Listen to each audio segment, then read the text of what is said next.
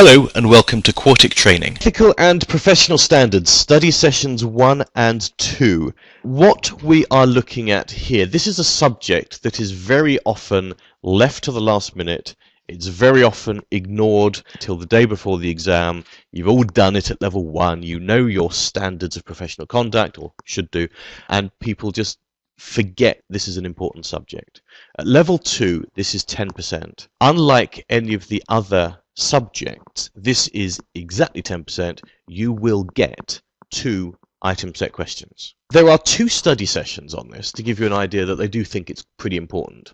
Though study session 1 is very much where we're going to spend sort of 95% of our time in this recording on it. You've got Code of Ethics and Standards of Professional Conduct, and we're going to go through those. Those are the 7 sections, the 22 subsections of the standards that you should all remember from level 1. We'll just go through the key points of each of them to remind you, but you must read the original.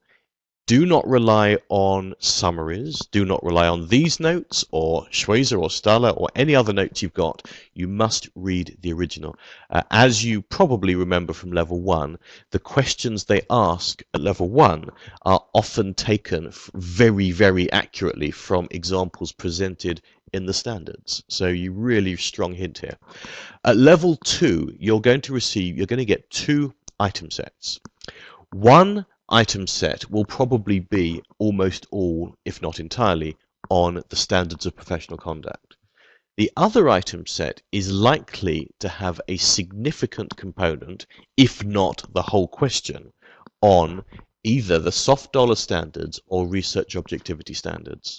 When you do this subject, it is all too easy for candidates to say, we know the standards from level 1, therefore we don't need to do any more work on ethics. It's going to be 2 item sets and we think we can do all right. The questions are difficult. The questions are long and often rambling. You may get 2 pages of information. 2 pages of information.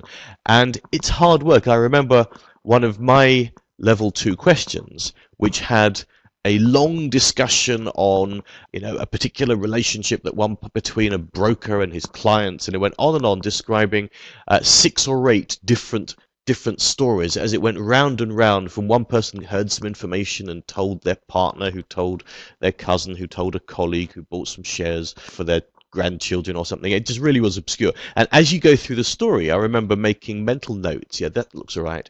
That doesn't look all right. And when I came to the questions I had already answered in my mind weren't there. You must be able to go through this question. Good exam technique here.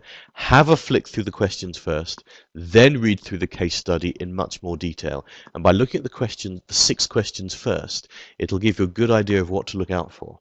But the questions may well be long, they will certainly be detailed, and they're going to be testing the grey areas at the edge of the curriculum. So you do need to know those intricate little details that you see in the detailed notes after each of the standard sections.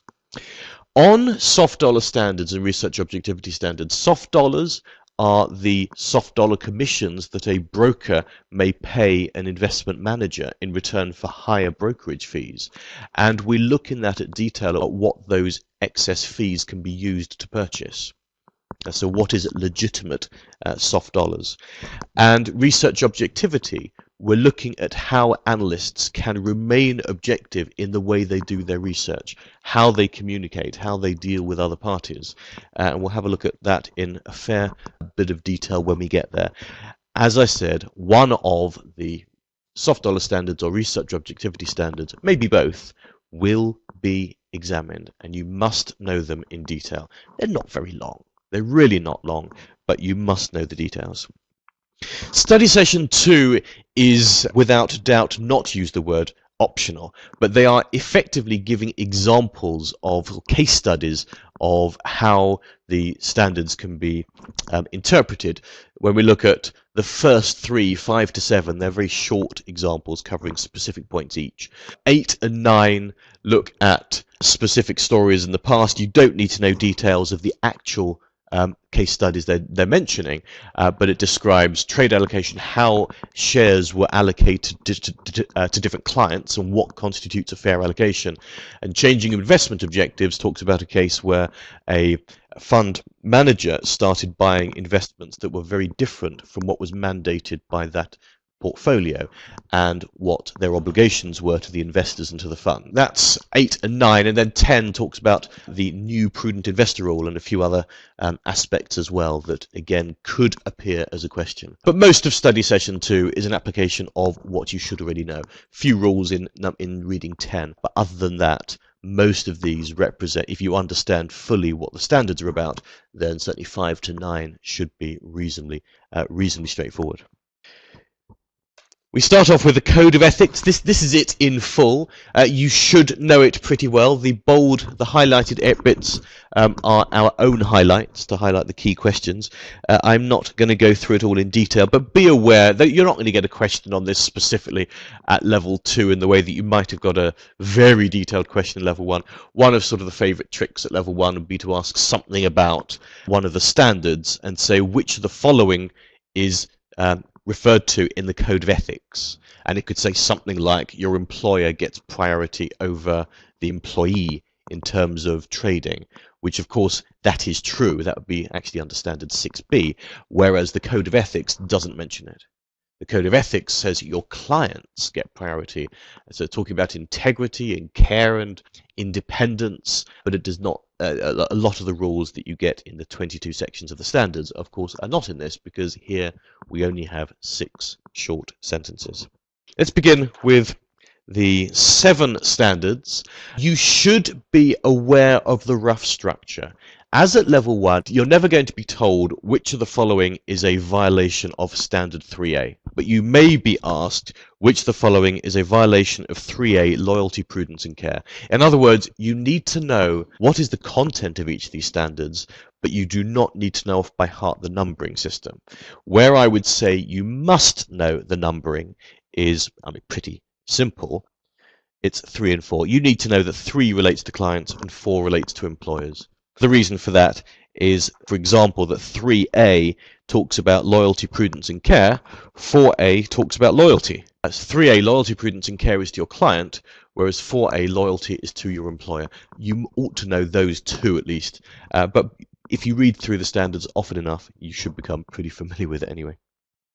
Standard 1, professionalism. 1A, knowledge of the law. You need to know what rules apply.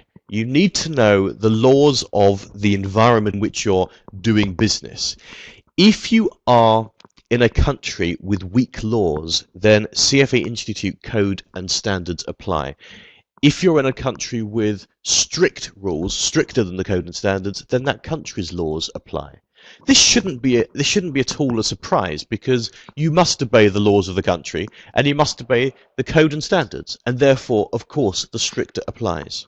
You may not violate the code and standards even if an activity is legal. We're talking about ethics here rather than purely law. And you cannot just stand by and watch a violation take place. If you're in a team of analysts and you can see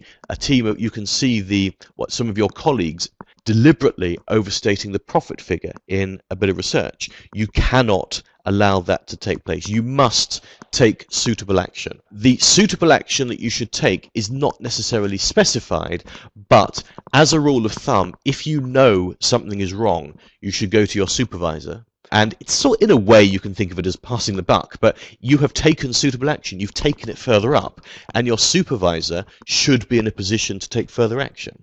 If your supervisor is involved in it, then of course you'd need to take it further.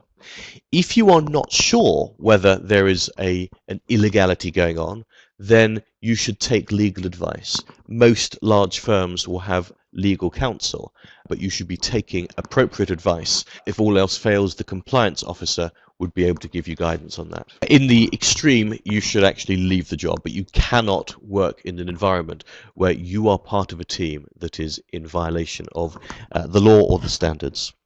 Various procedures, recommended procedures, are described here. These are not part of the standard, but these are obviously recommended in terms of maintaining references, seeking advice, documenting things. It says report violations to governmental authorities. The standard does not say you need to go and speak to the police.